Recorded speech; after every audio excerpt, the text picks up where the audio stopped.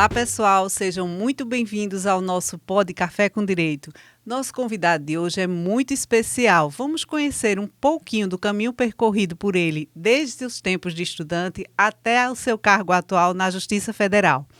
Nosso convidado é juiz federal, titular da 16ª Vara de Caruaru, em Pernambuco. É bacharel em Direito pela Universidade Federal de Pernambuco, ingressou na Justiça Federal em 2008 e desde então tem atuado em diversas varas, incluindo a 14ª Vara em Recife.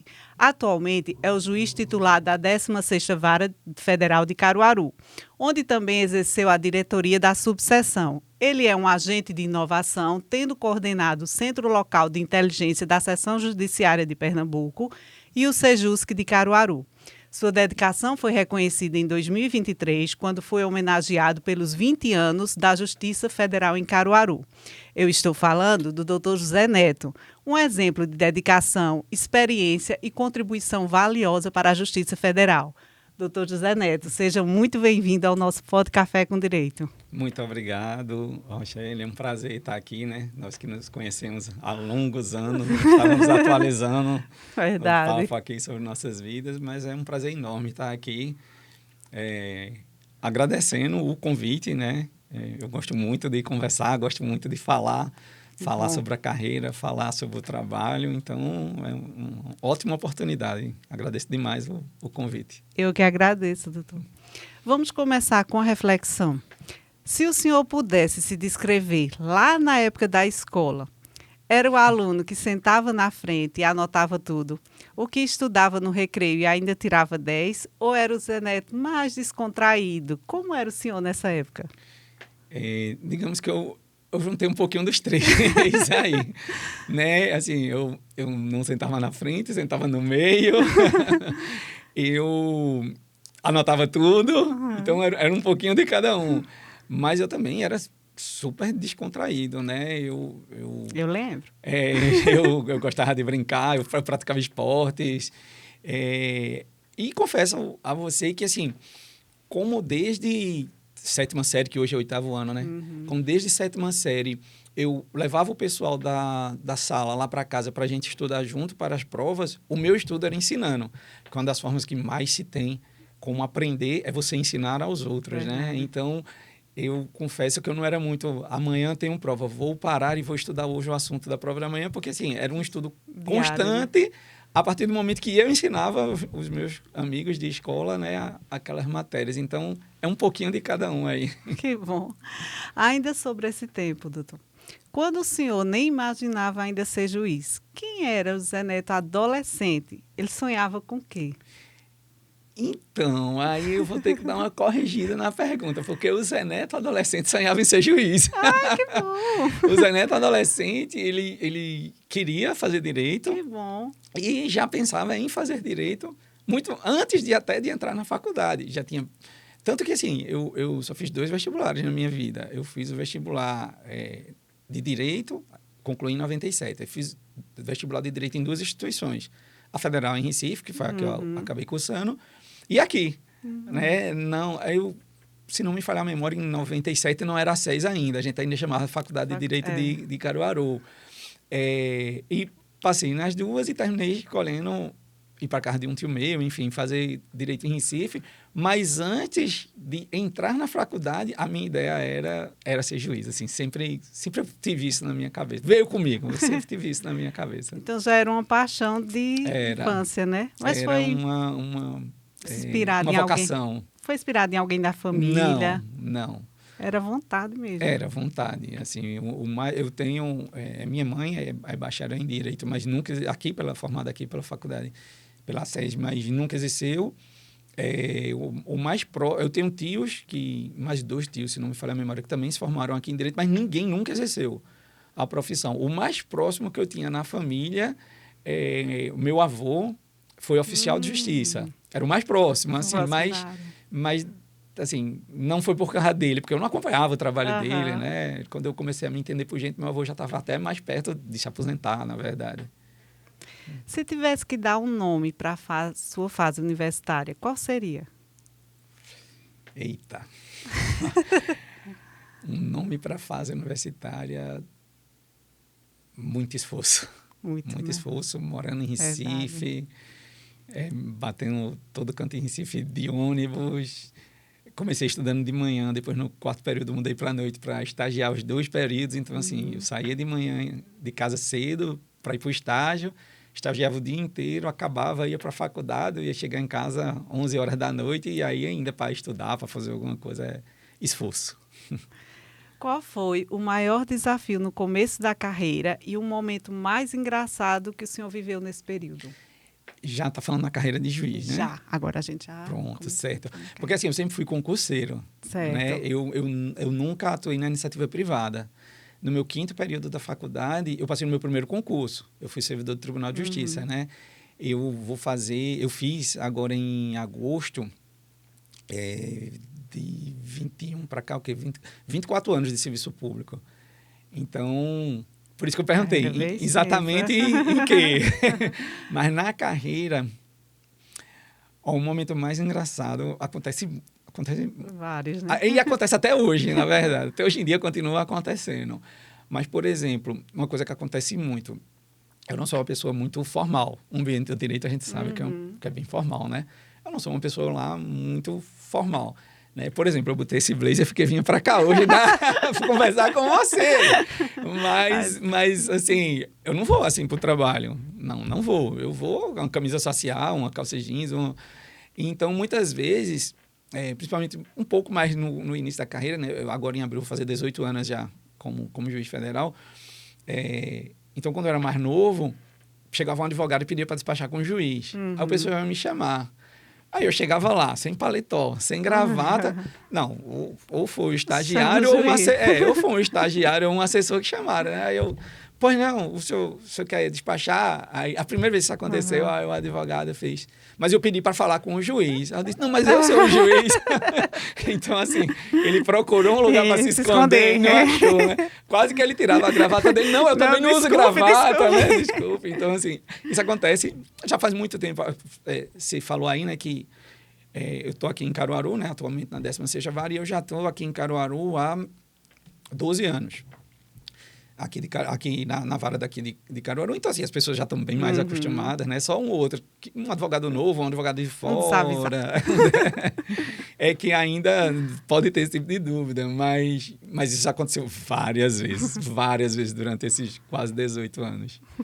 Desculpa, a outra pergunta Foi o mais engraçado e o maior desafio? O maior desafio. Então, o maior desafio é porque, assim, eu acho que todo concurso que você faz, você está preparado para fazer o concurso e não para trabalhar. Então, por exemplo, você faz um concurso para técnico ou analista de algum tribunal, do trabalho, federal, para o TJ. Você está estudando para fazer o concurso.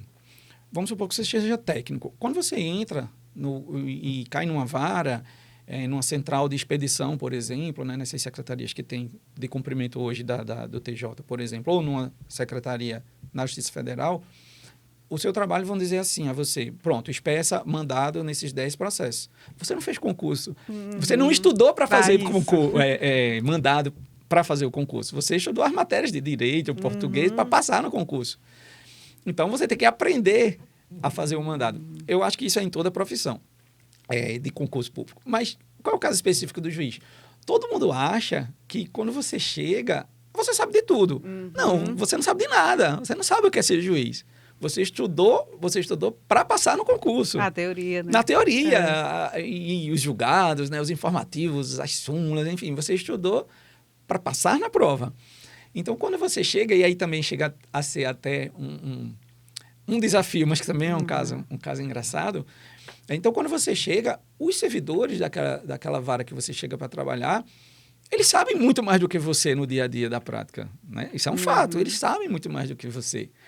Então, quando eu comecei na 14ª lá em Recife, é uma vara privativa de juizado, quando eu comecei na 14ª, vieram me perguntar, doutor, qual é o seu entendimento nesse assunto aqui? Eu não tenho a menor ideia o que é que eles estavam me perguntando.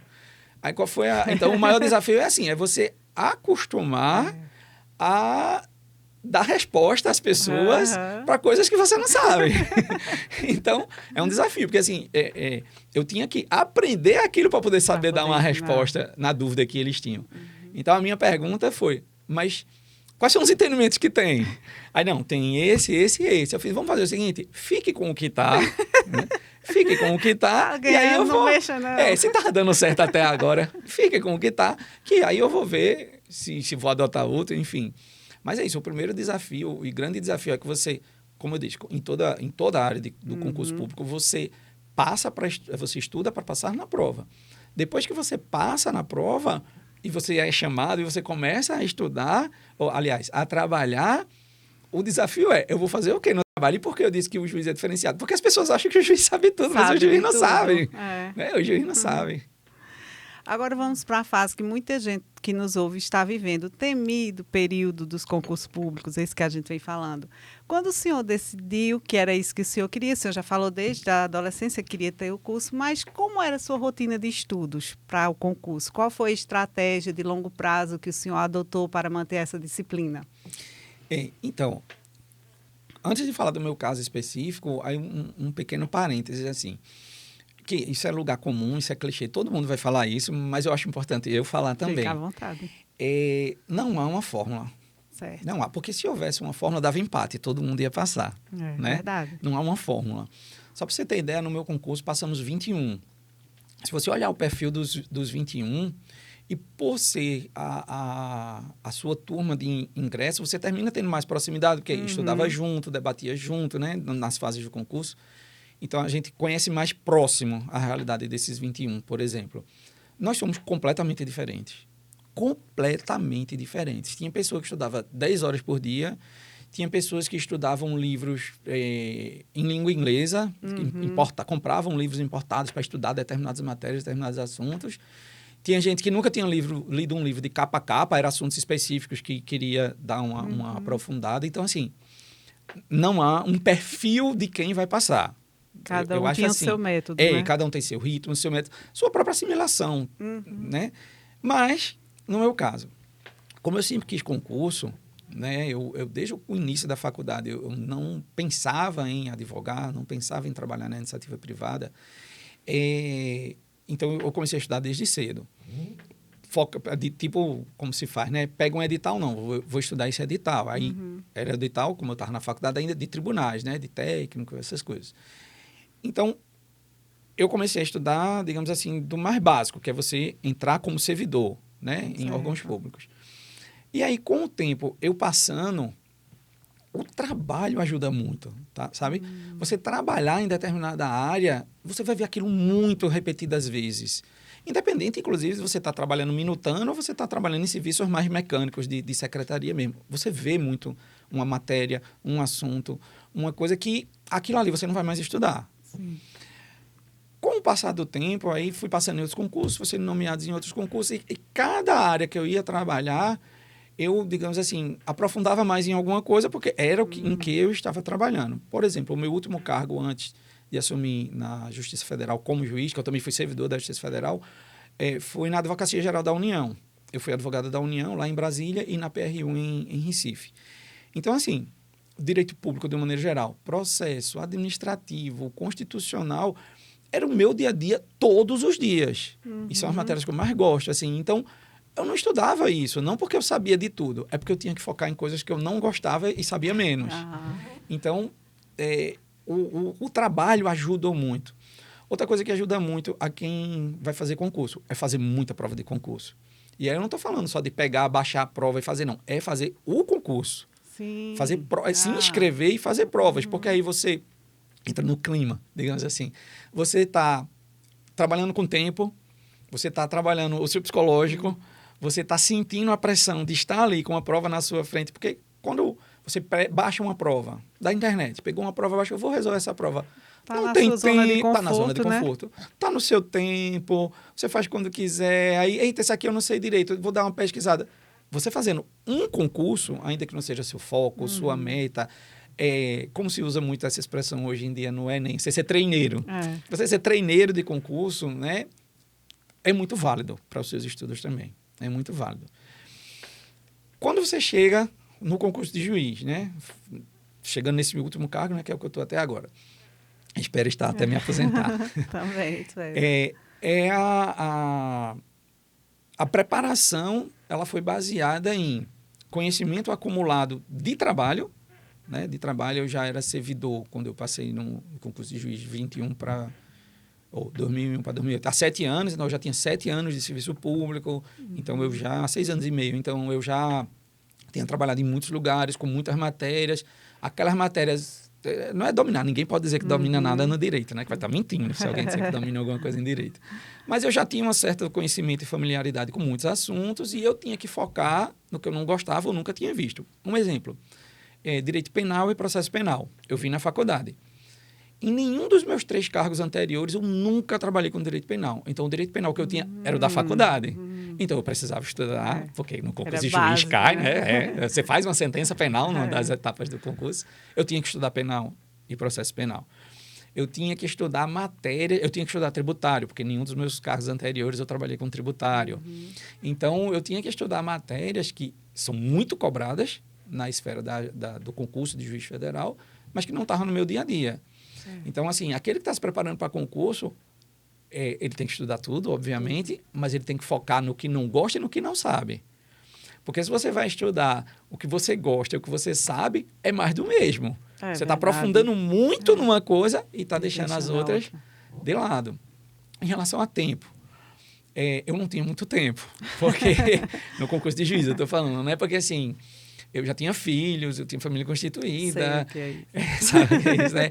Eu trabalhava na AGU, então eu tinha horário para cumprir, eu tinha meus prazos para dar conta, né? Minhas contestações, meus recursos. Tem que encaixar. E eu tinha que estudar. Então, assim, tempo eu não tinha muito. Então, eu tinha que otimizar o tempo de estudo. Eu tinha que estudar quando desse. Mas, como eu disse, como perfis são diferentes, eu nunca fui assim... Estou falando da minha experiência, né? Eu vou estudar, eu tenho que estudar, no mínimo, já que eu tinha que encaixar na minha rotina, eu tenho que estudar no mínimo 3 horas por dia. Eu não fazia isso, porque você termina gerando uma expectativa e, na maioria das vezes, eu não ia conseguir estudar 3 horas por dia e ia terminar me frustrando. Tinha dia que eu ia conseguir estudar 5? E tinha. Mas tinha dia que eu sequer ia conseguir 2 ou 3? Não tinha. Também, porque ia depender da demanda de filho, ia depender da demanda do trabalho, de outras coisas que a gente tem na vida para fazer. Então, assim, eu estudava quando dava, mas a questão principal é o foco que você estuda. E a qualidade de tempo. É isso, a qualidade. Porque se eu digo assim, para passar num concurso de juiz, você tem que estudar 5 horas no dia. A história de ter fórmula pronta e vai dar empate ao concurso. Que a gente vê muito hoje na internet, né? Com a fórmula mágica. Mas veja, se eu só consigo estudar concentrado 2 horas, para que você vai estudar 5? Não tem por que você estudar 5, você vai se cansar mentalmente, vai achar que está estudando e não está rendendo, não está aprendendo, porque a sua atenção é em 2 horas. Então, é aquela velha fórmula da tentativa e erro.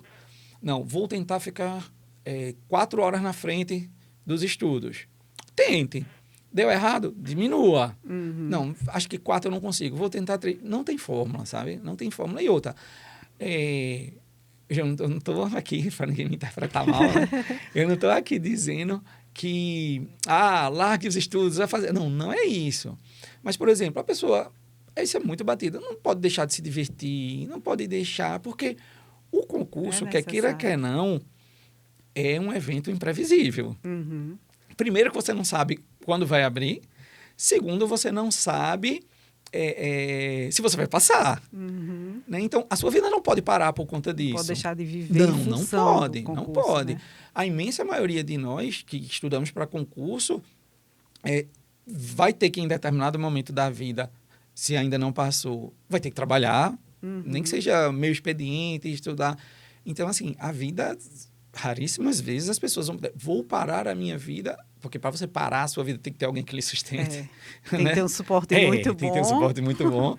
Vou parar a minha vida para estudar. Pode acontecer? Pode. Vai ser massa? Vai ser ótimo. Que bom, então. Aproveite essa oportunidade. Né? Mas a imensa maioria não é assim que funciona. Então, voltando para o começo da fala, não há fórmula. Não há fórmula. Depende da sua velocidade de assimilação, depende da sua capacidade de permanecer tanto tempo concentrado, fazendo a mesma coisa. Vai depender da sua vida pessoal, vai depender de se você já trabalha ou não trabalha. Vai depender de muita coisa. Agora, se há coisas que eu posso dizer que, não, eu acho que isso dá certo, fazer provas de concurso. Certo. Tudo bem, é válido também baixar e fazer as provas, mas assim, se inscreva. Se inscreva.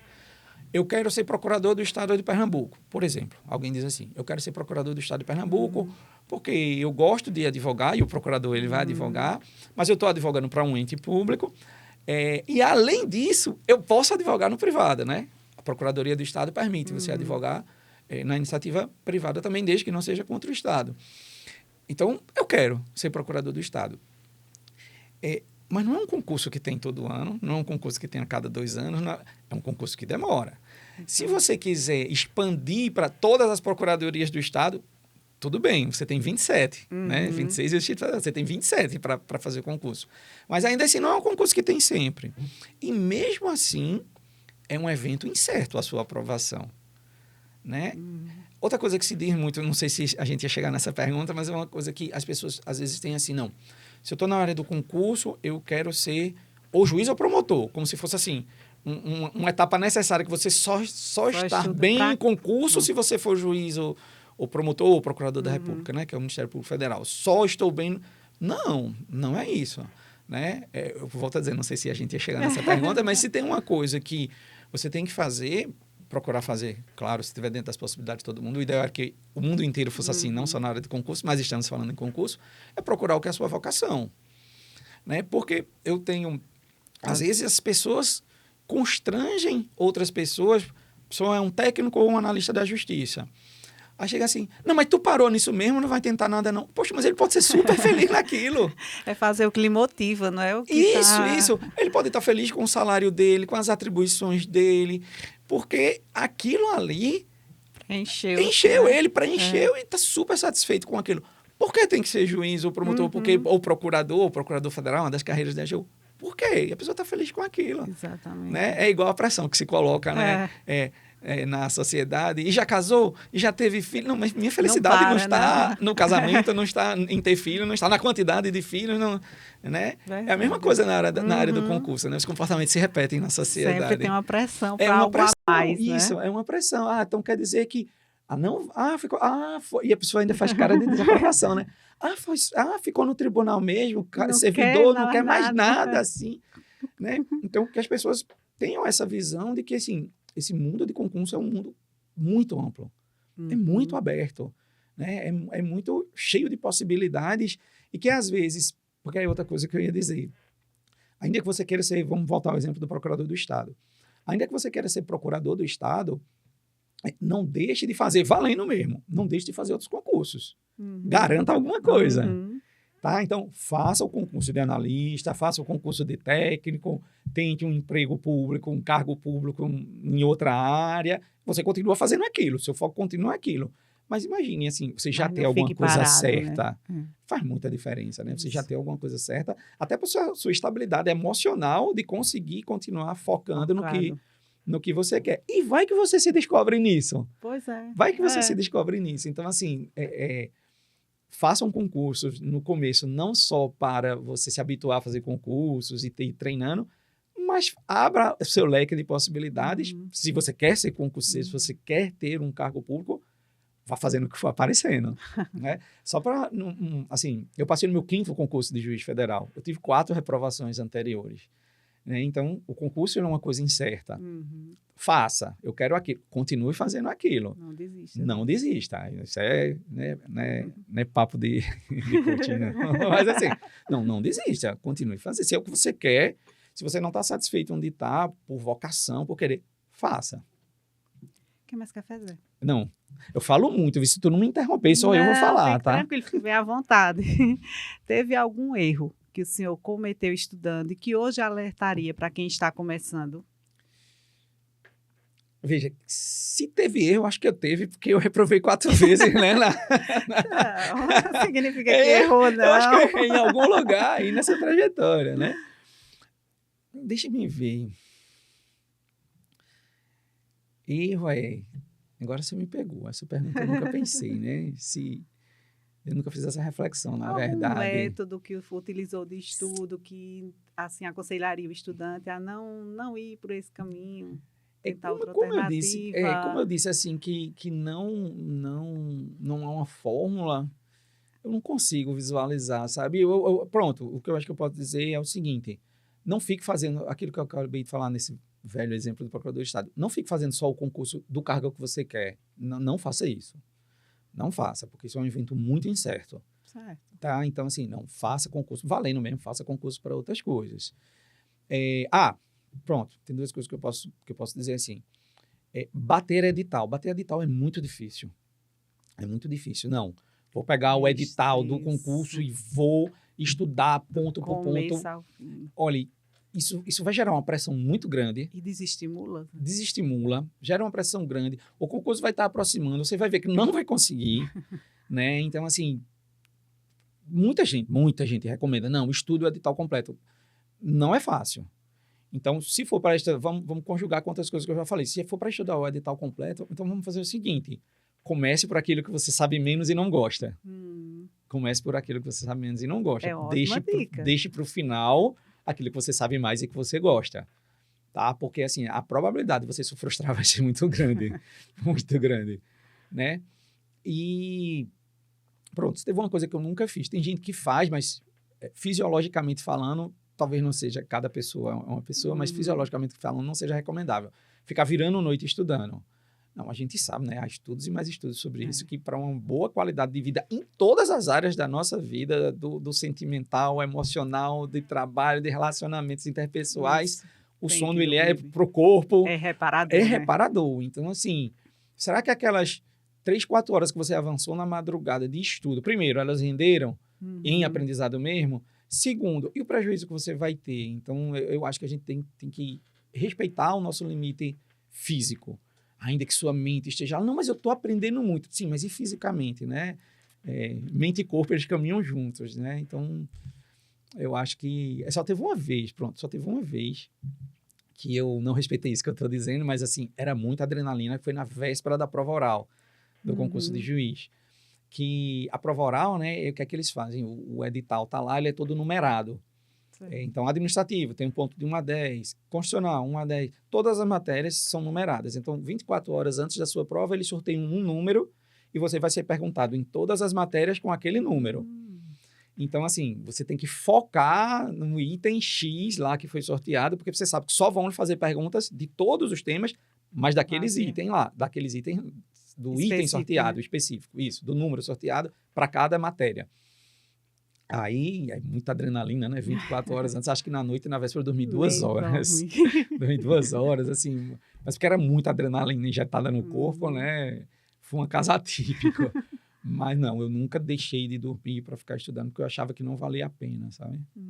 E agora vamos voltar um pouquinho mais. Certo. Quando saiu o resultado da aprovação, lembra o que sentiu no exato momento em que viu o nome na lista?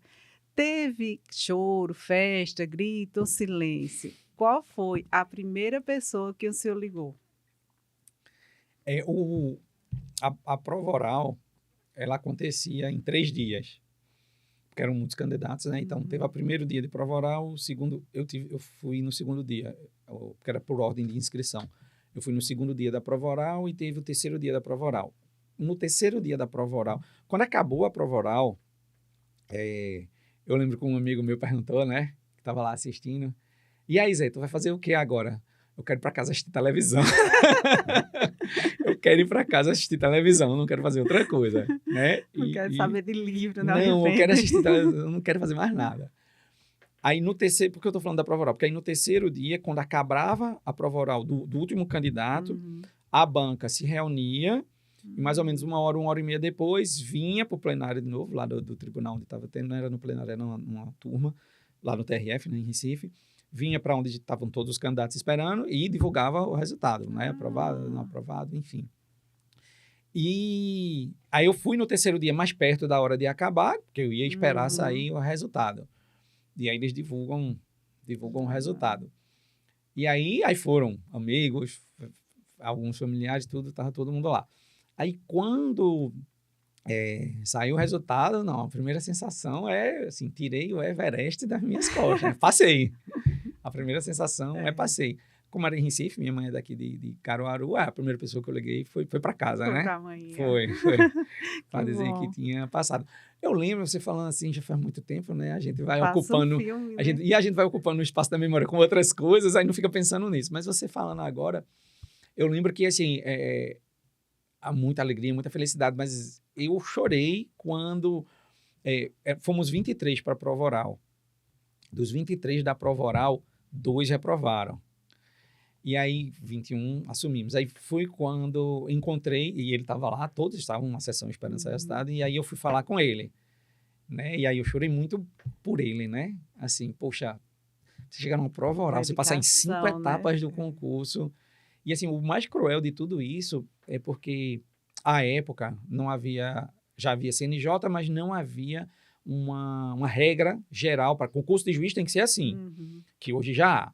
Na época, cada tribunal organizava o seu. Então, lá, eu sou do 9º concurso, do TRF5, lá no edital do 9º concurso, ele previu o seguinte, são 5 etapas, são 5 etapas, né? Objetiva, dissertação em responder, sentença civil, sentença criminal e a oral. Cada uma tinha seu ponto de corte.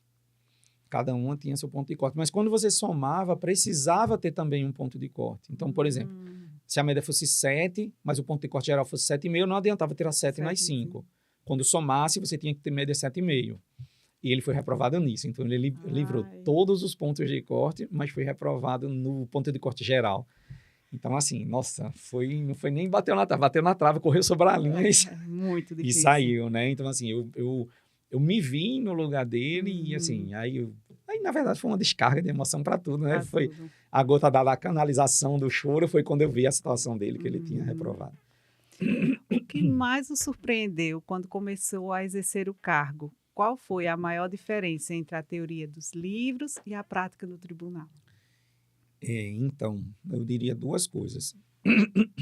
A primeira das coisas é aquilo que eu falei no começo, quando o pessoal veio me perguntar qual era o meu entendimento. Assim, quando você sai da teoria para a prática, você está lidando com vida de pessoas. Então, se você vê, por exemplo, a Justiça Federal, ela pega muito benefício previdenciário, né? O grande cliente da Justiça Federal é a INSS, pega muito benefício previdenciário. Então, quando você vê lá na Lei 82.3, né, na Lei de Benefícios da Previdência, que era chamado de auxílio-doença, hoje é o auxílio por incapacidade temporária. Aí você vê lá os requisitos.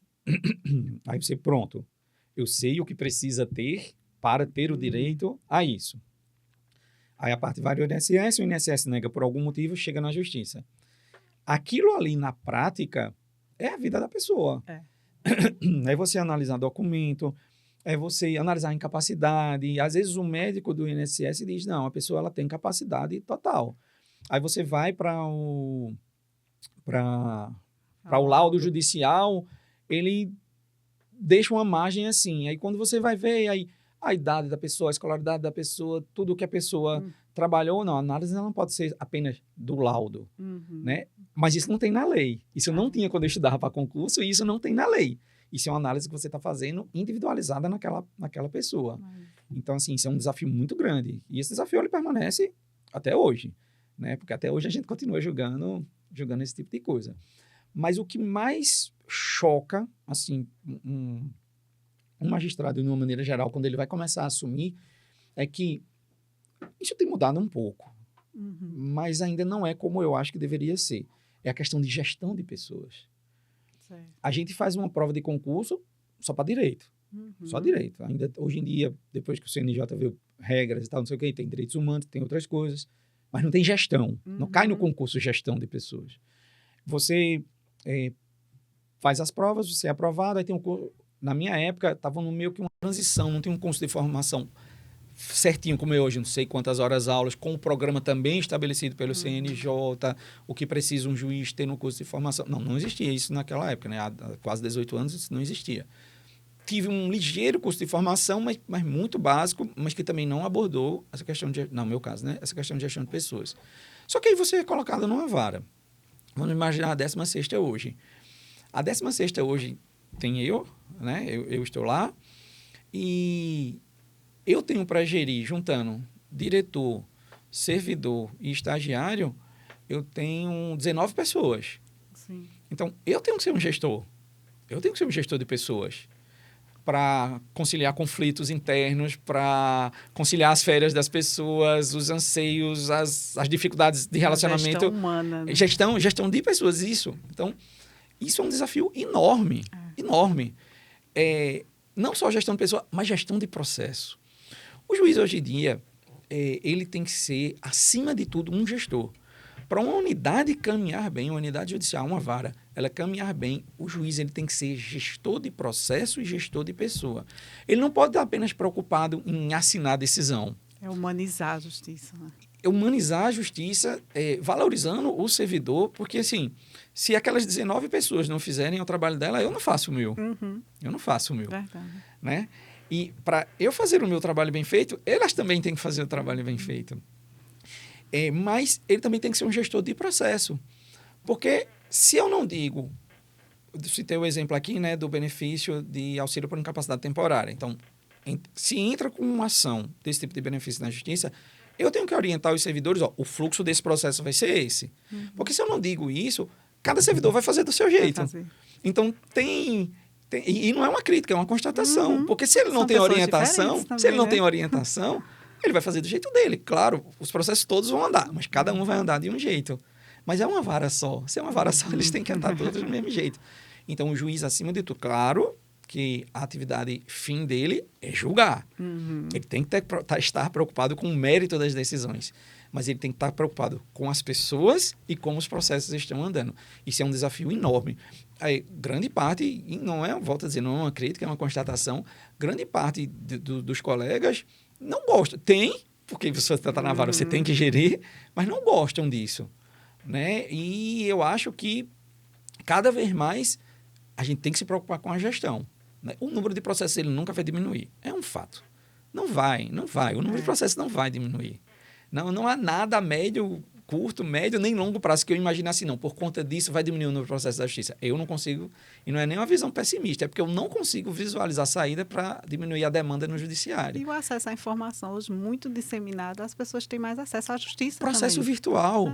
É muito fácil entrar na justiça. O processo é virtual hoje em dia. Uhum. Né? Então, as portas de entrada são mais acessíveis.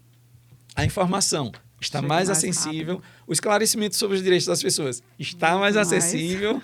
Então, isso tudo eu não vejo. Então, se não vai diminuir, você tem que saber gerir. Verdade. Porque senão a vara vai ficar incontrolável. Você não é nem apagar incêndio, feito o povo costuma dizer, é diminuir a chama, porque nem incêndio você vai conseguir apagar. Então, um dos grandes desafios que eu encontrei quando eu cheguei, e eu tenho até hoje, olha que eu gosto de gestão, eu gosto dessa parte de gerir.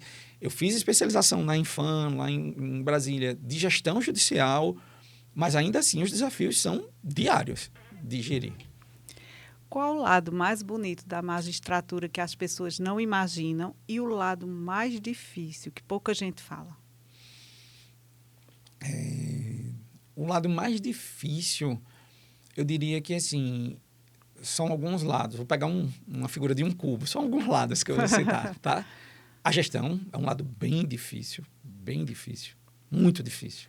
Tá? De você ser o RH da vara, digamos assim. É bem difícil a gestão. Tomar decisões que, do seu ponto de vista, talvez não sejam as mais justas. Também é difícil. Aí alguém pode estar perguntando assim agora, oxi, mas se você é juiz, você tem que fazer justiça. Juiz não é justiceiro. Que fique muito claro. Juiz não é justiceiro. O juiz ele não pode colocar numa decisão a sua justiça. O juiz tem que colocar na decisão a justiça que o ordenamento jurídico permite. Né? A justiça possível diante do ordenamento jurídico. Muita gente questiona a justiça criminal, por exemplo, quando diz assim, eita, mas a pessoa A cometeu um crime e a pena foi muito baixa, que absurdo, mas há parâmetros para se colocar a pena. Vamos imaginar, vou nem citar crimes aqui, uma pena que seja de 6 a 10. Aí o juiz vai olhar lá a pena.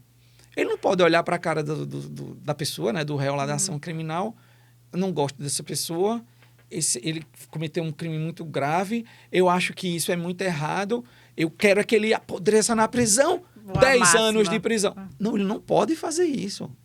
O juiz não é justiceiro. O juiz não está ali para fazer o seu senso de justiça. O juiz está ali, claro, somos pessoas, temos os nossos princípios, os nossos costumes, a nossa formação, os nossos pensamentos, as nossas inclinações, os nossos vieses, mas isso tem que ser colocado dentro de um parênteses, e esse parênteses é o ordenamento jurídico. Então, se eu tenho uma pena base de 6, nesse suposto crime que eu citei aqui, se eu tenho uma pena base de 6, eu tenho que usar os parâmetros da lei, e a cada coisa que for acontecendo, essa pena pode ir aumentando. Então, assim, é um desafio muito grande o juiz não querer fazer a sua justiça no processo. Não é a sua justiça, é a justiça que é permitido dentro do ordenamento. É a coisa mais... Aí, só dentro ainda desse... Né, essa coisa mais difícil, essa coisa assim... Eu sou muito tranquilo quanto a isso. Afinal, já estou quase fazendo 18 anos, hoje estou bem tranquilo, mas no começo surge esse tipo de sentimento que eu vou dizer agora qual é, e tem colegas que lidam com isso até agora, que é assim, você toma uma decisão. A recomendação que eu dou é, não fique pensando nessa decisão. Não fique. Será que eu fui justo? Será que eu fui injusto? Será que isso... Não, tomou, esqueça. Tem mais 100 processos... Vai falar sobre isso então depois eu falo sobre isso. E a questão mais bonita, digamos assim, voltando para o caso lá a individualização do caso concreto, né? Assim, é muito bonito, não diria bonito, é muito gratificante quando você vê assim, nossa, resolvi a vida daquela pessoa. Mudou, né? Ajudou. E assim, não estou dizendo que a gente só julga procedente, não, só dá... Não é. Né? Claro que não é. Mas que quando você vê que ajuda, fez a diferença, fez a sua né? pequena parte ali naquilo, não, isso é o melhor, né? E assim, eu tenho plena convicção, não sei se era isso que você ia tocar ou não, eu tenho plena convicção que, assim, já errei muito julgando. Agora eu não paro para pensar se eu errei ou não errei, porque, assim, se eu parar para pensar, eu tenho 150 processos por semana para sentenciar, então eu não tenho tempo de ficar parando para pensar nos erros ou nos acertos das minhas decisões. Mas eu digo isso, que eu já errei, porque, assim, eu sou humano, todos nós somos humanos, e assim, errar... E depende da ótica de quem está analisando, né? Para uns pode ser injusto, mas para outro também vai considerar justiça. Exato. Então, assim, mas eu tenho certeza que eu já julguei muita coisa. Quando eu fiz 10 anos, em 2018 eu fiz 10 anos, eu pedi ao meu diretor de secretaria, a gente foi fazer lá um levantamento, e quantas sentenças eu já tinha dado em 10 anos de carreira?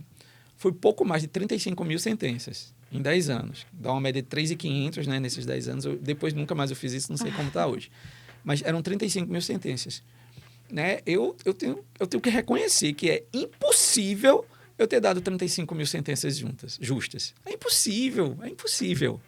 Né? Eu tenho que ter essa convicção. Mas eu também não posso deixar que isso me abale. Porque, assim, eu tenho que continuar... Tem que seguir em frente. Seguir em frente e julgar, e tentando não errar, tentando ser justo, mas sabendo que, sim, eu vou errar. Ser humano, né? Sim. Doutor, o direito muda muito rápido. Hoje a gente fala de inteligência artificial, justiça 4.0 e processos 100% digitais. Como o senhor, que coordenou o Centro Local de Inteligência, enxerga a chegada da IA no judiciário? Na sua opinião, é uma aliada que agiliza o trabalho ou é um novo desafio ético de garantia de devido processo legal? Eita, que pergunta complexa. A gente tem mais 2 horas, né, de programa para a gente responder essa pergunta. Veja, vamos partir da seguinte premissa. A IA é uma realidade. Certo. É uma realidade. Assim como o processo, né, das coisas que você falou, o processo virtual hoje é uma realidade. Ninguém trabalha com processo físico. Nenhum ramo da justiça trabalha com processo físico hoje em dia. Pode ser que algum ainda tenha um passivo a ser digitalizado, mas assim... Processos novos, não. Todos são processos virtuais. Aí chegou nesse ponto do processo virtual que, sim, se você parar para pensar, não, eu acho que em algum momento vai voltar a ser um papel. Não. Chegou num momento que... Não pode inflexão. retroceder. Não vai. O processo ele vai ser virtual. Então, eu acho que a IA ela tem que ser tratada assim, sabe? A IA chegou. A gente vai voltar a um mundo que não vai usar a IA para fazer as coisas? Eu acho pouco provável. Acho muito pouco provável. Então, se a IA chegou... Se com a IA, os escritórios de advocacia estão usando muito IA, As procuradorias estão usando muito IA. Os estagiários. Se o judiciário não usar IA, ele vai ficar para trás. Vai ficar muito para trás. Por quê? Porque com o uso... O que é que, na minha concepção, e eu tenho feito alguns cursos sobre IA. Semana passada, eu passei 3 dias em Recife fazendo um curso sobre IA que muito o tribunal ofereceu. E a gente... Há uma resolução do CNJ, né, que disciplina, né, os limites da IA dentro do Poder Judiciário.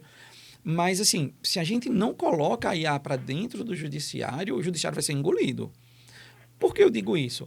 Porque a IA ela tem que ser enxergada como uma ferramenta de lhe ajudar a fazer as coisas melhores e mais rápido. Então, se ela vai fazer mais rápido, a tendência é que aumente o número de processos ajuizados na justiça. Porque, vamos imaginar, não fiz nenhum estudo não, isso é um dado da minha cabeça. Certo. Se um advogado fazia em um dia uma petição inicial, porque ia coletar os documentos, adequar o seu modelo ao caso concreto, não sei o quê, hoje em dia ele vai conseguir fazer 5 num dia. Então, se ele ajuizava 1 num dia, ele vai ajuizar 5. Isso eu estou falando de um advogado. Imagine grandes escritórios que são bancas de advogados, estagiários. Imagine não só grandes bancas de advogados, mas 2, 3 que sejam sócios. Enfim, eu acho que a IA vai fazer aumentar o número de processos na justiça. Então, a justiça tem que colocar a IA para dentro. Tem que colocar a IA para funcionar também dentro do poder. Tem que usar a seu favor. Agora, você não pode abrir mão do controle humano. Não pode abrir mão do controle humano. Porque, assim, o nosso debate hoje não é sobre IA, mas o pouco que eu aprendi eu vou me mostrar aqui, né? A inteligência artificial, ela não é artificial. Certo. Ela não é artificial, tá? Existem grandes data centers de provedores gigantes no mundo inteiro que usam muita água, que usam muita energia para deixar os... Por isso que ficam até brincando, né? Não agradeça a IA, não. Porque se você é obrigado, ela vai lhe dar uma resposta. E toda resposta está gastando água e luz, né? Mas brincadeiras à parte, ela não é artificial e ela não é uma inteligência. Ela não pensa. É uma coisa que eu aprendi nesse... E tem a IA que até fala pensando, né? E a pessoa acredita que mas ela não está pensando. Ela como ensinou o professor semana passada, ela é uma calculadora, por incrível que pareça. Ela quebra a sua pergunta em tokens e ela vai fazer qual é o cálculo de probabilidade que é a próxima resposta, a próxima palavra, a próxima coisa que você espera que ela responda. Então, assim, ela nem é inteligência e ela nem é artificial. Então, assim, o judiciário, ao colocar a inteligência artificial, ela vai ter que fazer isso, vai ter que colocar dentro do judiciário, mas tem que ter as devidas cautelas. A gente não pode substituir o homem pela máquina no sentido de deixar ela fazer as coisas. Né? Tanto que uma das profissões mais rentáveis e do futuro do mundo fala é o engenheiro de prompt.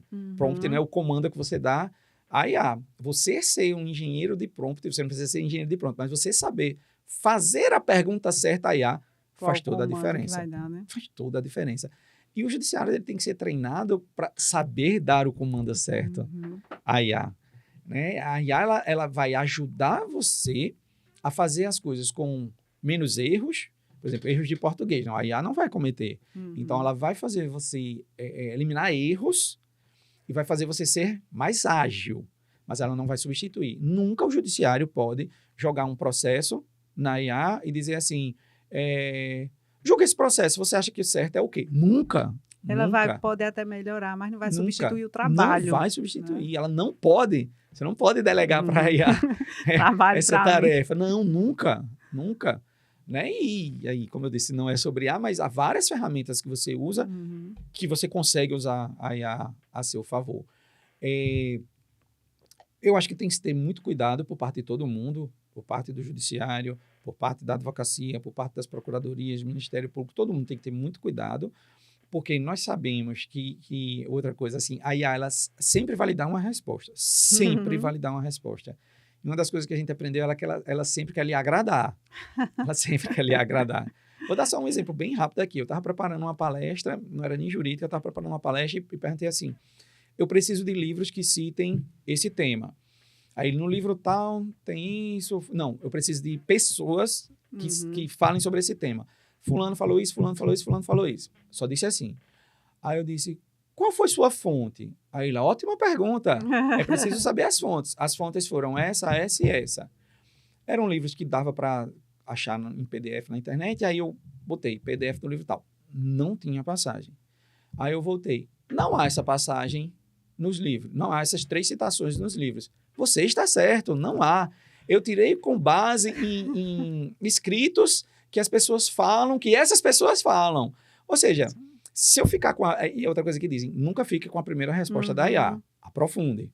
Se eu tivesse ficado com a primeira, eu podia ter feito uma citação de uma coisa que não existe. No erro. Eu tinha incidido em erro. Então, assim, a gente tem que saber usar a IA. Tem que saber. Tem que saber usar, porque ela sempre vai querer lhe agradar. Ela sempre vai lhe dar uma resposta, ainda que não seja a correta. Mas, assim, voltando à sua pergunta, né, eu tergiverso demais, eu falo muito. O judiciário tem que botar a IA para funcionar. Tem que botar, senão vai ficar para trás. E ainda que não necessariamente ficar para trás, como se tem, de uma maneira geral, um passivo muito grande, vai ajudar a eliminar esse passivo. O uso da IA. Você sabendo fazer o prompt certo, o comando certo, usar de uma maneira correta, não tem como. Eu vou dar outro exemplo. Ontem, fazendo uma reunião com os meus servidores, não meus, né? Os servidores da 16ª, fazendo com os servidores da 16ª, uma reunião, e um dos assuntos foi IA. Eu fui dar um exemplo. A gente pegou uma audiência de 20 minutos de trabalhador rural. Pegou uma audiência de 20 minutos, fez a transcrição da audiência, né? Tem alguns programas que fazem transcrição, o Word faz, o Microsoft Teams faz, fez a transcrição daquela audiência, e a gente tem um prompt que é assessor de audiência, no IA lá. A gente jogou, a transcrição deu 22 páginas de Word. Pessoa 1, fala, e bem detalhado, do minuto tal ao minuto tal, pessoa B, e na transcrição. Quando a gente jogou, em poucos segundos, elas fez um relatório completo de tudo. Fulano falou isso no minuto tal, isso no minuto tal, isso no minuto tal. Beltrano falou isso, o juiz perguntou isso no minuto tal. E assim, 20 minutos se transformaram em 3 minutos. Então, a pessoa não precisou escutar 20 minutos de audiência. E assim, depois a gente fez o batimento, né? Que é outra coisa que a gente faz, confira. A gente fez o batimento. Não, ela fez certo. O resumo que ela fez foi o que aconteceu na audiência. Então, isso é uma forma que você tem de usar a IA a seu favor. Vai fazer uma sentença, tem que escutar a audiência. Usa esses dois, um programa e um prompt correto na IA, está ali na sua frente tudo o que aconteceu na audiência. Então, é um ganho de tempo. Porque é aquela história, se você ganhar... mas com isso eu só ganhei 10 minutos. O que é 10 minutos? Multiplique isso por 300 audiências no mês. 10 minutos em cada processo. São 3 mil minutos. 3 mil minutos é muita coisa. É muita coisa. Então, assim, é o que eu disse. A IA ela não pode substituir o julgador, o servidor. Ela não pode substituir. Mas ela vai diminuir muito o tempo que você leva para fazer as coisas que hoje você já faz. Agora, uma pergunta de um seguidor. O que determina que o fato ou o réu seja julgado pela Justiça Federal? Eita, adoro falar sobre isso. Rapaz, não levanta não, que a gente não sai daqui hoje.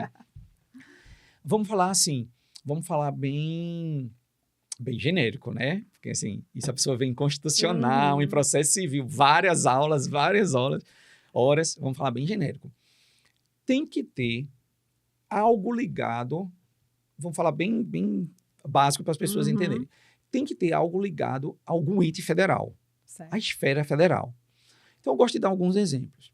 Vamos imaginar que houve um grande assalto a banco aqui em Caruaru. Eu vou falar o nome de um banco, tá? Porque eu não vou estar fazendo propaganda e é um banco que todo mundo conhece, enfim. Houve um assalto ao Itaú, em Caruaru. E a polícia conseguiu prender a quadrilha que fez o assalto. Então, foi um assalto a uma instituição financeira. Quem vai julgar isso? Ora, o Itaú é uma empresa privada. Quem vai julgar isso é a Justiça Estadual. Aí essa mesma quadrilha resolveu, não, vou assaltar a Caixa. Aí fez um roubo à Caixa Econômica Federal. A polícia também prendeu. Quem vai julgar isso? É a Justiça Federal. Por quê? Porque a Caixa é uma empresa pública federal. Então, assim, tem que ter algum interesse federal.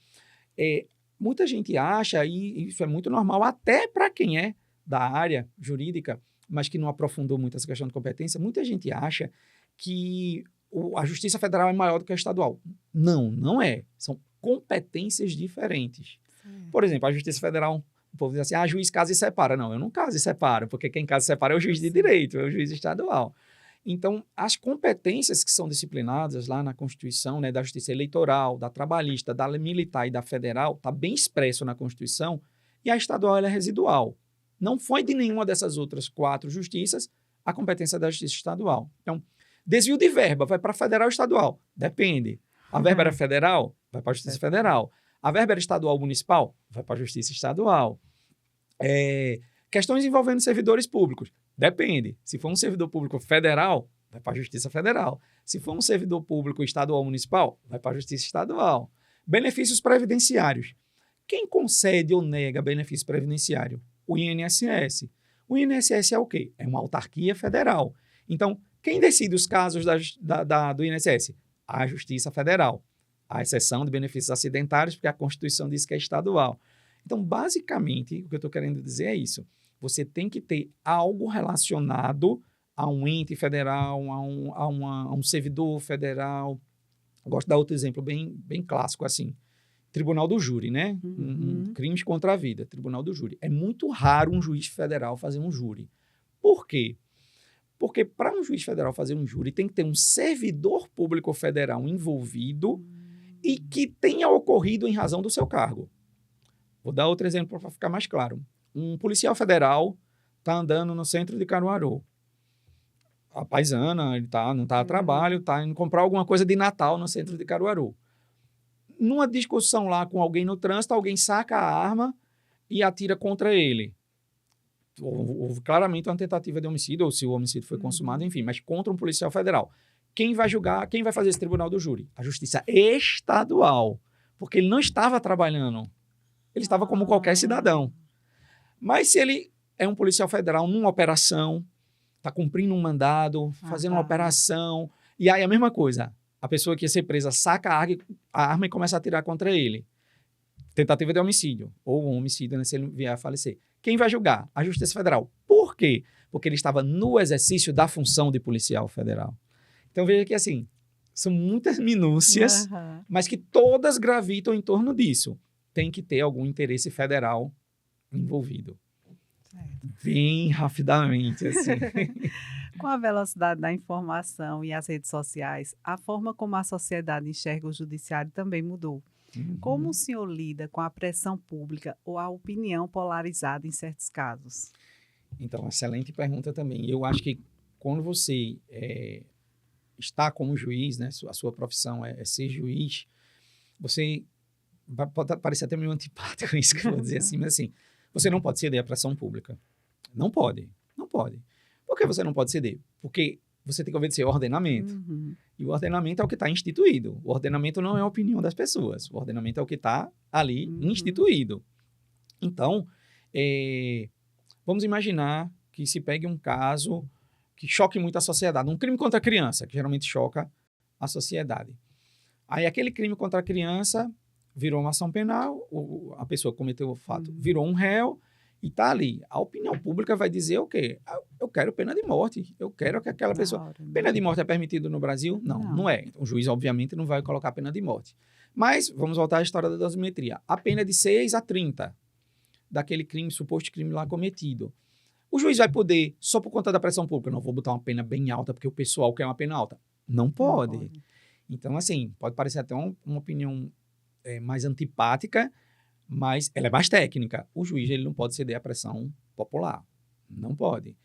Ele é o julgador, não são as pessoas que são... Como o senhor bem disse, ele não é um justiceiro. Ele não é um justiceiro. Ele não está ali para fazer a voz das ruas. Quem faz a voz das ruas é o legislativo, é o executivo, fazendo políticas públicas, estabelecendo novas leis, fazendo uma série de coisas.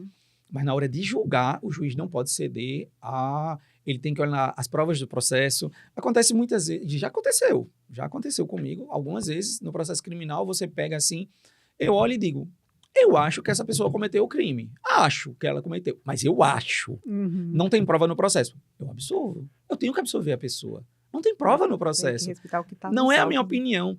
E às vezes isso acontece, e aí assim, uma coisa que eu sempre falo assim, juiz ele não pode acompanhar a rede social as suas decisões. Não pode. Porque assim, vai estar todo mundo ali xingando.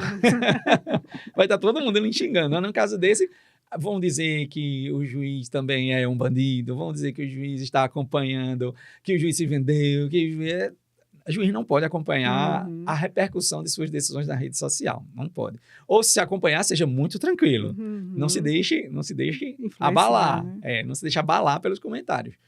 Mas é muito comum, e eu digo mais, eu digo que a função de julgar, o juiz, ele é muito incompreendido, e aí voltando à questão da rede social, isso ganhou muito mais força. Uhum. Ele é incompreendido porque as pessoas acham que o juiz ele tem que ser o justiceiro e o juiz tem que fazer o que a população quer que faça. Entendeu? Quando a gente pega, por exemplo, aqueles casos, né, envolvendo geralmente, volto a dizer, crianças que as pessoas foram presas, estão sendo levadas para a delegacia, a população invade, não sei o quê. Gente, não pode. Uhum. Num Estado democrático de direito, não pode. Ah, mas ele merece... Gente, não pode. Não pode A ser função de fazer julgar justiça é do com as juiz. próprias Não mãos, pode. né? Imagina a barbárie que o mundo ia ser Vai se retroceder o Código todos de nós... Hammurabi, né? Se todos nós resolver os nossos problemas à mão. É. Não, mas só foi nesse caso porque era muito grave. Quem vai ficar fazendo limites do que é grave ou do que não é grave? Verdade. Para um credor de uma dívida é muito grave. O outro está devendo 50 mil. Então, eu posso fazer isso? Justifica. A me autoriza? Uhum. Justifica fazer isso? Não pode. Quem tem que fazer justiça é o Poder Judiciário. E quem vai fazer justiça... E como ele vai fazer justiça é com o ordenamento jurídico. Né? Mas é um fato. Assim, se chama muito o Tribunal da Internet. Né? O Tribunal da Internet, ele acaba com pessoas... Né? Ele acaba... Porque basta dizer assim... Basta surgir um boato. Uhum. Basta surgir um boato. Eu acho que fulano fez isso. Aí o próximo já vai A mídia dizer, já fulano condena. fez isso. É. Aí o outro já vai dizer, daqui a pouco, todo mundo já está condenando uma pessoa que nem processo criminal responde Meu TCC na foi justiça. sobre isso. Foi? Olha, eu nem a sabia, influência da tá mídia vendo? no processo penal. Eu nem sabia. Para garantir a dignidade da pessoa humana. Excelente. Então depois eu vou querer ver. Ler. Qual o maior gargalo que o senhor acredita que a tecnologia ainda não conseguiu resolver? Coisas que necessitem da participação efetiva de pessoas. Certo. E aí vou dar o nosso exemplo da Justiça Federal, que é onde eu atuo, né? Então eu vou conseguir trazer mais realidades. Por exemplo, perícias médicas. Não tem como você colocar uma foto da pessoa, colocar os laudos da pessoa e dizer essa pessoa é capaz ou incapaz? Não, a gente precisa de uma perícia médica, né? Exato. E assim, a demanda é muito alta nessa área de benefícios que, por incapacidade, que precisam, né, de uma perícia médica, e o número de peritos não é muito grande. Uhum. Então, isso é um gargalo que a IA não conseguiu resolver. Processos que demandem fazer a audiência. Não, a IA nunca vai fazer uma audiência. É o juiz, é o conciliador, é o servidor que vai ter que fazer a audiência. Então, há alguns pontos que eu não vejo como a IA livrar o gargalo, sabe? Não vejo como, mas de um processo, naquilo que for automatizado, naquilo que for poder ser feito mais rapidamente, eu acho que ela vai conseguir, vai conseguir. Tá faltando ao judiciário saber usar direito, sabe? Eu acho que falta isso a gente. Tá faltando saber usar direito. E tá faltando muitos de nós também, que atuamos no judiciário, baixar as guardas e desarmar de preconceitos e saber que é uma realidade.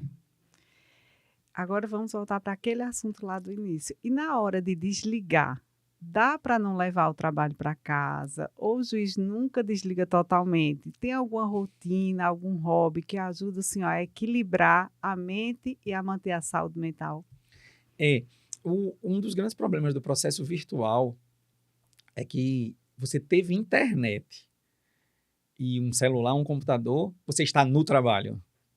Né? A 16ª vara ela é completamente virtual, ela não tem processo físico.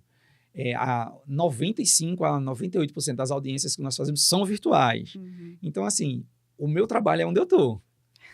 Então, eu estou aqui com você, meu celular está aqui no bolso, eu tenho uma vara no celular. Eu tenho um aplicativo, eu tenho o PJE Mobile, eu tenho uma vara no celular. Então, assim, se eu quiser, aqui eu tiro e eu começo a ver minuta, assinar processo, fazer decisão. Então, assim, o processo virtual, ele meio que leva você a achar que sempre está no trabalho. Tipo assim, já aconteceu muito. Às vezes eu tenho alguns problemas para dormir, aí estou com insônia de noite, aí eu pego o celular ou o tablet e vou trabalhar. Se era processo físico, eu não ia levar processo físico para casa, né? Não estou dizendo nem que isso, inclusive, é recomendado, tá fazendo isso, mas, como você perguntou, Acontece. É difícil desligar.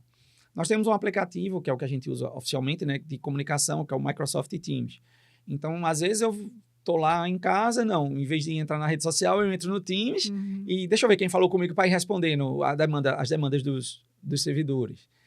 Então, é muito difícil desligar. Mas não, assim como para entrar no concurso, eu procurava manter uma rotina, além de estudar, eu também procuro manter uma rotina de não só trabalhar, Que né? bom. Não, mantenho sim, assim, para começo de conversa, eu tenho muito filho, então, assim, a casa é muito agitada, a demanda é muito Sei grande. como é.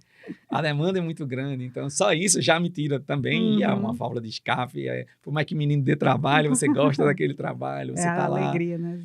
eu gosto de gerir a casa, então eu também, mas faço academia, Muito bom. faço pilates, né, 40 mais, então tem que cuidar da saúde, né, tem que se cuidar, eu cuido, né, eu não tenho pressa nenhuma de morrer, então assim, eu quero eu quero envelhecer com saúde, né? Bom.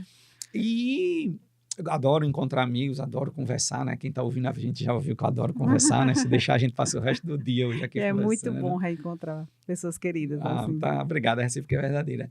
E aí eu cultivo sair, né? Sair para um restaurante, né? Adoro comer. Muito bom, não é? Passear, viajar, né? Ir para a praia com os meninos, enfim. Não, eu tenho uma rotina. Por mais que de vez em quando você se pensa pegando assim... tinha alguma coisa para resolver no trabalho, você está lá no meio de uma caminhada, fazendo atividade, vem aquele estalo, Que né? pensamento intruso. E vem aquele estalo assim, eita, eu acho que eu vou conseguir resolver dessa forma aquele problema. Mas, não, Tenta manter o equilíbrio, né? Tento manter o equilíbrio. Muita gente que nos escuta sonha em trilhar um caminho parecido. Qual conselho o senhor daria para quem está nessa fase de estudo e dúvida? Ótimo. Olha, a primeira coisa que eu poderia dizer é que, assim, não faça um concurso, fica até muito fácil eu dizer isso, eu ocupando o cargo, né? Mas, assim, não faça o concurso por dinheiro, sabe? Não mire no dinheiro, né? Obviamente, todo mundo sabe que o juiz, né, dentro da escala do funcionalismo público, o juiz, promotor, procurador da República é quem vai ter os melhores subsídios, salário, é um fato. Isso todo mundo sabe, mas, assim, não, eu quero ser juiz porque... eu quero ganhar muito. Que não seja isso. Eu quero ser juiz porque deve ser massa você ter o poder na mão, não sei o quê. Não faça por isso. Ou só por isso. Porque assim, você vai terminar se frustrando. Não porque o salário vai ser ruim, mas porque você não vai estar feliz na sua atividade. Né? Então, assim, que se faça. O ideal do mundo, para todas as pessoas, independente de ser servidor público ou não, o ideal do mundo era que as pessoas fizessem as suas vocações. Obviamente, né, ninguém aqui está num mundo utópico e é romântico o suficiente para dizer, vamos lá, todos vamos conseguir. Não vamos. Mas dentro do concurso público, e aí, deixando bem restrito a minha fala, dentro do concurso público, eu acho que isso é uma coisa possível. Né? Você não mirar apenas no poder ou no dinheiro que algumas carreiras elas vão representar, mas naquilo que você quer fazer. Porque se você gosta de advogar, quer ser concurso público, vai fazer para a AGU, vai fazer para o procurador do Estado, do município, advogado de empresa pública, né? Advogado da Caixa, advogado do BNDES, do BNB. Vai fazer no que você se satisfaça na atividade. Porque, assim, se você quer ser um bom profissional, não, julgar não é fácil. Não é fácil você estar julgando o tempo todo a vida das pessoas. Fiz uma custódia ontem, isso é um caso concreto. Fiz uma custódia ontem e na audiência de custódia converti em prisão preventiva. Não, eu não faço isso sorrindo, que bom, vou mandar... Não estou dizendo que eu fico triste, assim, não é uma valoração minha. Mas a gente sabe que mandar alguém para o sistema prisional, não é uma coisa boa. Até porque, assim, na minha linha de raciocínio, mais ligada a direitos humanos, a minha linha de raciocínio não é, tem que ir para a cadeia mesmo. Não, a gente sabe como são os nossos presídios. Ele preencheu os requisitos, houve pedido da polícia, houve pedido do Ministério Público, ele preencheu, o caso dele preencher todos os requisitos da prisão preventiva. A decisão mais técnica realmente foi mandar ele converter o flagrante em preventivo e ele ser preso. Mas não é fácil você olhar para a cara da pessoa e você vai dizer a ela, no final da audiência de custódia, olha, você vai ser preso, você vai descer agora para o Plácido. Não é agradável você fazer isso, entendeu? Então, assim, não faça um concurso só pensando em poder e dinheiro. Né? Até porque poder e dinheiro são hoje e não são amanhã. São coisas efêmeras, passageiras. Né? Procure fazer dentro da área de concurso público o que for mais ligado à sua vocação, né? Ao que você queira. E mais, como eu falei antes, às vezes você se descobre em outra carreira. Uhum. Você fica super feliz e satisfeito naquela carreira, que não seja o juiz, o promotor, né? O senhor acredita que ser servidor público, e em especial juiz federal, é de certa forma uma missão social? Ah, sim, eu não tenho dúvida nenhuma disso. Nenhuma, assim. Eu sou um entusiasta do serviço público, né? Como eu falei, né, que vou fazer agora 18, em abril eu faço 18 anos na magistratura federal, mas agora em agosto eu já fiz 24 de serviço público federal. Ano que vem eu já faço 25 anos de serviço público federal, de serviço público, na verdade, em geral. Eu acho que em um país como o Brasil, aí vem muito daquela história que eu falei há pouco, assim, de formação, de viés, de pensamento, de costumes, de sua experiência, daquela soma de valores que nós somos, de experiências que nós somos, né? Eu acho que num país como o Brasil, com todas as suas peculiaridades, o serviço público ele tem que ser forte, eu acho. Eu acho que o serviço público ele tem que ser muito forte, porque a nossa população ela precisa de serviço público bom e forte. Então, assim, sou um entusiasta do serviço público e acho que o serviço público ele é fundamental para o país, por mais problemas que tenha. Não estou dizendo que o país é uma maravilha, não. A gente sabe, todos os problemas que o Brasil tem, nós sabemos. Mas eu acho que se não houvesse um serviço público forte, ele seria um país muito pior. Seria um país muito pior. Então, é uma missão enorme. Você ser servidor público, de você ser... e aí não é nenhuma escala do exemplo que eu vou dar agora, já esclarecendo para a pessoa não ser mal interpretada, não é uma escala de melhor ou pior, maior ou menor, não é. É só pensando numa escala dentro do serviço público, salarial ou de atribuições. Você ser gari é importantíssimo. E ainda que os garis eles não sejam servidores públicos, mas são contratados e estão ali praticando um serviço público, eu gosto de lembrar, e quem quiser saber mais, dê um Google, né, que vai aparecer, existe, se está no Google, existe, né? Para saber mais, mas há alguns anos, a cidade de Nápoles, na Itália, houve uma grande greve do serviço de coleta de lixo. A cidade ficou um caos, né? A cidade ficou um caos. Então, assim, você ser um gari, você ser um ministro do Supremo, que também é um servidor público, é integrante de poder, mas é um servidor público também, nessa gama entre um e outro, qualquer coisa que você faça no serviço público é uma missão. É uma missão. Você está fazendo aquilo porque você precisa do emprego, você está fazendo aquilo porque você precisa do salário para se manter os seus, você está fazendo aquilo porque é a sua profissão, é o que você está fazendo da vida, mas acima de tudo isso, das suas expectativas, aspirações, interesses pessoais, a partir do momento que você faz alguma coisa dentro do serviço público, você está fazendo para as pessoas. Você está fazendo para as pessoas. Você não está fazendo para você está fazendo para as pessoas. Né? Então, quando o gari ele limpa a nossa rua, ele está fazendo para a gente tinha que agradecer todos os dias dele estar limpando nossa rua, recolhendo o nosso lixo. Quando o ministro do Supremo ele decide uma causa, ele está decidindo aquela causa para o Brasil inteiro.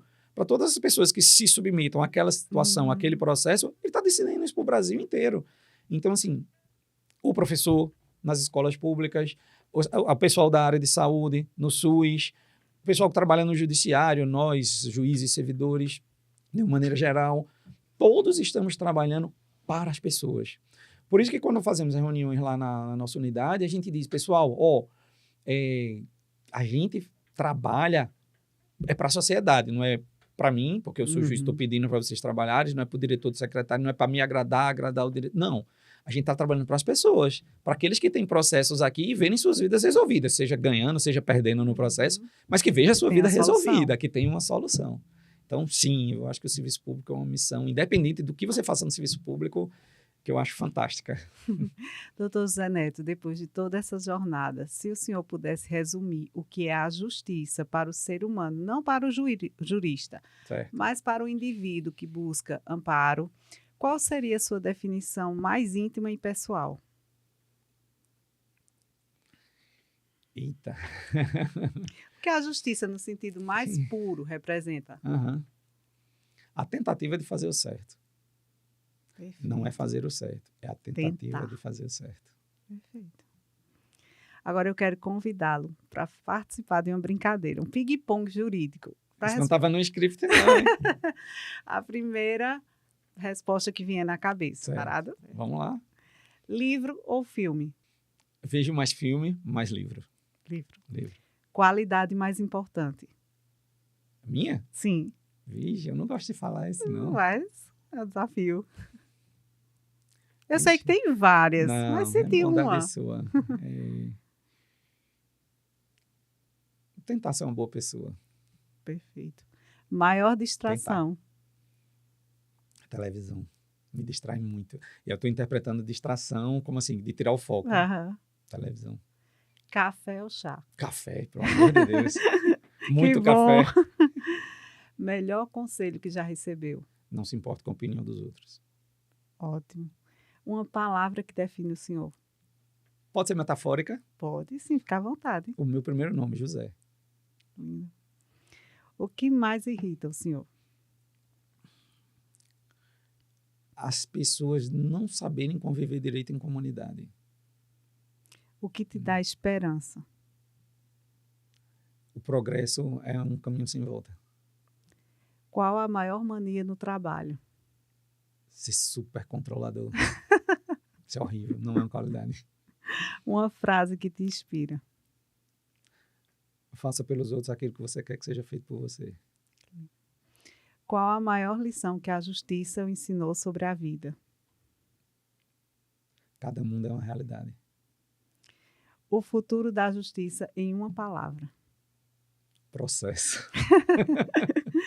O maior mito Muito sobre a processo. vida de um juiz. O maior mito? É. Pode fazer o que quiser. O que é inegociável na sua rotina? Cuidar dos meus filhos e da esposa.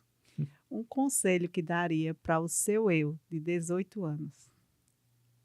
Para eu ser quem eu sou hoje, e estou falando de todos os aspectos da minha vida, para eu ser quem eu sou hoje, eu tomei decisões dos 18 anos para o que eu sou hoje. Então, eu voltaria lá nos 18 anos, e eu estou muito satisfeito com quem eu sou hoje. Então, eu voltaria lá nos meus 18 anos e dizia, toma as mesmas decisões. Perfeito. Iremos encerrar por aqui hoje. Doutor Zé Neto, foi um prazer enorme recebê-lo aqui hoje. Obrigado por compartilhar tantas experiências com leveza, com profundidade também. Aprendi bastante com o senhor. É um prazer lhe reencontrar depois de tanto tempo, na época de escola, a hoje estar aqui comigo, junto comigo, compartilhando tantas ideias. O prazer foi meu, agradeço demais o convite. Fiquei muito feliz quando você me convidou e, assim, as portas estão abertas da Justiça Federal para você, para todos os estudantes daqui, né? Eu gosto bastante de receber lá na Justiça, de falar mais sobre a Justiça. Então, fique muito à vontade e também me colocar à disposição qualquer tema que você quiser que a gente venha tratar no âmbito da Justiça Federal, estamos completamente à disposição. Então, está combinado, vai ter volta. Quero agradecer também a Rafael Torres pela organização do estudo, por sempre me receber aqui com tanto carinho. Um agradecimento especial à SES UNITA por me proporcionar, enquanto estudante de Direito, compartilhar o conhecimento através dos muros da faculdade, levar esse conhecimento tão importante para tantas pessoas que nos seguem. Muito obrigada. Obrigada, doutor. Obrigado.